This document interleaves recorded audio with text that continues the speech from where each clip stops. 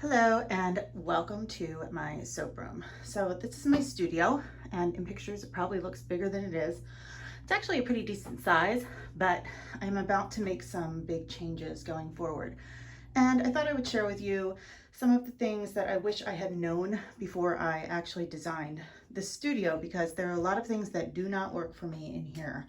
I was going for a lot of aesthetic, and I should have looked at function better first. But anyway, hindsight. So when you walk in the door, here's the door right behind me. All right, we walk in, and to the right, I have just hooks. These are great, they're fine. I hang my aprons on here. Some like tags and things from exposés, whatever. And I have this pole with magnets, the little quote magnets that I made before. And they're just notes from other makers that were way ahead of me at the time, and just wrote me some inspirational things. We'll start here with the sink area and the cabinet. So I'm going to walk back so you can kind of get a full view of this. So it's kind of wall-to-wall cabinets, and then the sink and counters. First of all, I would never have painted these cabinets red. I painted them with red chalk paint, thinking that's what I was going for. It was having pops of red, but all of this I would have completely redone it and done stainless steel.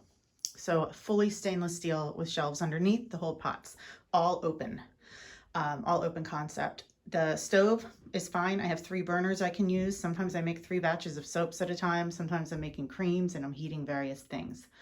The sink is fine. I would like to, again, have it as stainless, and I would make it even deeper for these big containers, since I have scaled up significantly since starting this actual soap room. This picture right here is from a maker on Etsy, and I love it. It's just kind of a philosophy that I always have subscribed to. I'm a language teacher. I love travel, love learning about different cultures and things. So the Wonderstruck kind of got me in starting this business and just adventure in general. So that is that. My chalkboard has seen better days. There is so much like soap splatter, especially from when I'm making whip soaps. It's like impossible to keep that stuff under control. It goes all over me, all over the blackboard. And I just, have some old recipe notes that I have since changed. We see the big pots that I use. I make soaps in these when I'm doing smaller batches. I actually use big 5-gallon containers when I'm doing larger, 5 gallons or more. And you can see the industrial mixer that I've bought. It's huge and it's heavy. So I have a smaller one I use still on occasion. So I just have like my utensils and things like that. Over here is the lye cabinet.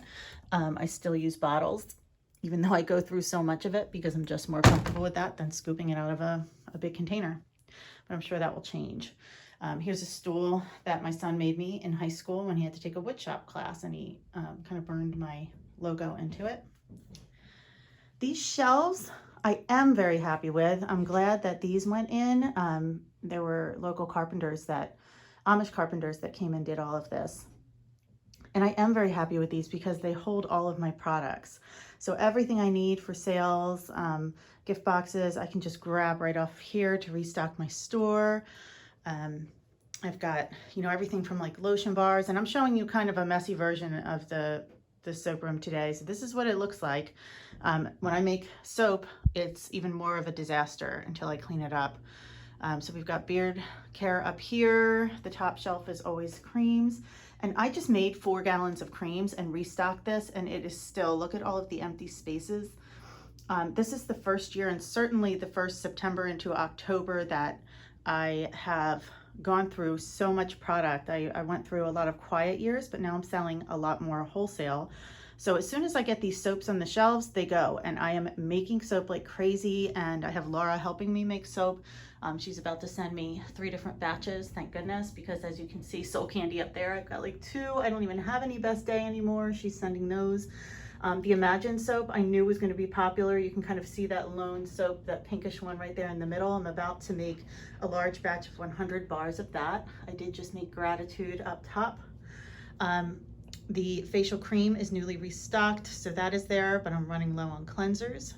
The bottom row is just all of the bath bombs and shower steamers that I can grab, and then I put like my whipped soaps and scrubs there.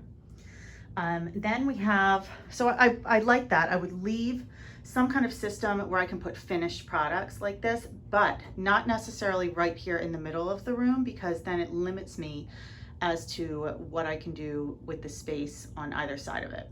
But it's pretty and it makes for good pictures. This, they built me this counter. I originally had asked for a really long, large counter, and I would take this right out and I would put in a huge stainless steel counter. We're also thinking of just knocking this back wall down and doubling the size. And the room is basically gonna be like white and stainless steel. I have my soap molds here and my cutters right there. They're kind of, you know, lifted up there on this shelf. And then my main coconut and palm oils here. There's a big slab of Adventure Bound soap right here that I'm gonna have you cut with me in just a moment. So we'll do that. I also have this big light here for when I wanna take pictures. It's just a photographer's light that I can use. Another thing that I can't wait to get rid of, I tried to recycle a lot of things when I was designing this studio, and this is my shipping station, and you can see it's a complete disaster. The paint, I painted this like a chalk yellow, and all of the paint is chipping off. Makes it look dirty, but it is not. In fact, I just cleaned it yesterday. You can see all my samples over here. I've got just my accounting basket and my tape. This too, everything will become stainless steel soon, and there will be shelves above it. It'll be higher, and there will be shelves above it that hold all of the shipping material, things like this, like my bubble wrap and my envelopes and my cards and just everything. I've got a whole other room that just holds shipping supplies like boxes, and I bring them in a little at a time. I put a chalkboard wall here, and I stick things to it just to remind me of things like sales tax, and this one just holds my product codes so I can be compliant with regulations. Everything has a code so I can label, you know, batches, things like that. This desk was my great-grandmother's, so what I did was just paint the bottom and put a new knob on it, but I love this desk. I will absolutely keep this desk forever unless it falls apart. I painted and put some stick-on leaves on this wall, and that's still fine. I just wanted it to represent kind of my brand, but it doesn't really matter. This space is a studio. It's a place for making things, so that will go into an office space. There's going to be an entirely separate room now that is just for my office and for shipping. Everything else is going to be like all of these things right here, like my books with my codes and my product specs and batch logs and things like that. This will all go in the office, and then with the shipping, so there'll be plenty of room, but everything else in here, I'm going to have a space to, you know, I'm going to keep these walls here. Unless I move out of this altogether and get a completely different space, I'm kind of doing things a little at a time, and I'm planning on just knocking this wall down. You know, these shelves will stay. And then this back hallway has, there's a big set of shelves at the end. It holds all my jars and my tins. It's basically jars, tins, and tubes. And then all of the, my labels are a complete disaster as well, and I just decided to let you see them in all of their glory since I have been frantically making things this week. They're all like falling out of their sections. They're labeled according to the product type, and they're all stuffed in there, and that's just my accounting to log. It's a complete mess. So there's, you know, my fragrance oils are there, and my other oils are over here, but I'm not going to give you a close-up of those because I have my cleaning products down there. I'm about to clean those after I cut this soap. This right here is a bulletin board where I had really great intentions of actually organizing myself and putting all of my batches that I want to do here, and the girls who work for me, putting their things, and you can see it says May. I put that up in May. I don't know why I even have this here because I never follow through with this at all. I do it all on Google Docs. The last thing I wanted to point out is the floor. So I wanted this epoxy floor, could not wait to get it, and it has been a complete disaster. So the Amish carpenters that put in everything else put the floor in as well. They didn't put enough of a coat on the underneath coat, and it has these like red and gray speckles, and then the clear coat on top was completely like insufficient. So it should be really sparkly, kind of just clear and easy to clean. And it's not, it's all flaking up and coming up. So this thing's coming up and a new floor is gonna have to go in there at some point. Okay, so I'll be back in just a moment. We're going to cut some soap together. All right, so now we're going to cut this Adventure Bound soap. I had mentioned earlier that I'm getting a lot of wholesale orders, much more than I've ever gotten, which is great. I'm very grateful for it. However, I just cannot keep up with all of the soap. So we are going to take this and get it cut. I had to make a whole other batch of this. Laura's doing my True Gentleman soap for me. And we'll get this cut. I do have a wholesale order that I need to pack today too, but that's not getting done until later. All right, so get this out of here so I can wipe that up in a bit, and then we'll get the other soap cutter. So soap room plans, again, I don't know when, sometime this in 2022, that back wall is getting busted out.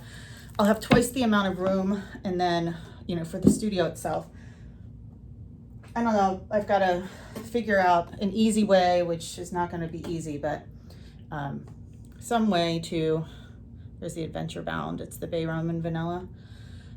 Figure out some way to turn that whole contraption into just stainless steel counters and a sink. I mean, the plumbing's all there, so that part's done at least. And then this, I like this, even though it gets dirty, the counter I'm using right now, but this is going to go into the office area and become shipping counter. So it'll be nice and tall, and then I can have stainless steel. I was originally gonna do stainless steel counters for shipping, but I mean, it's in the office space and I wanna use what I have. So this will become the shipping station. So these turned out really well. I really like the color of brown I've gotten with this, and the cream turned out nice too. With the vanilla, sometimes it gets dark, so I put a little bit of titanium dioxide in there to kind of counteract that. I've got a ton of soaps ready to come off the curing rack that need to get boxed, and I just feel half nervous about the holidays this year, which is kind of a great feeling because, you know, in other years, or at least in my first years, I remember feeling like, I hope I get sales this holiday. Is my business doing something wrong? Am I doing something wrong with this business? I'm not getting all these sales. Oh my gosh, it's September or October and I'm not seeing the business that I need to. And everything has completely changed in the last 2.5 years. So it has been both a blessing and a curse, I guess.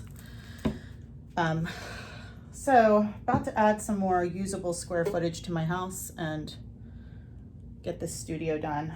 It would be really nice to have a space that is not in the house to do this, but I'm already paying rent for the store, and I'd like to acquire or open another tiny soap shop down south at some point and start doing some real estate investment, things like that.